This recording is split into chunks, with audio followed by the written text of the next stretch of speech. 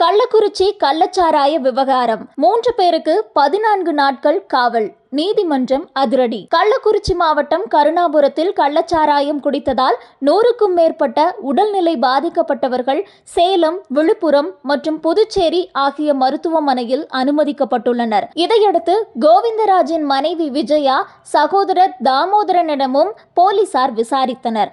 இதுகுறித்து கருணாபுரத்தில் 2வது நாளாக சிபிசிஐடி போலீசார் விசாரணை மேற்கொண்டு வருகின்றனர். கள்ளக்குறிச்சி கருணாபுரத்தில் விஷச்சாராயம் குடித்து 49 பேர் உயிரிழந்தனர்.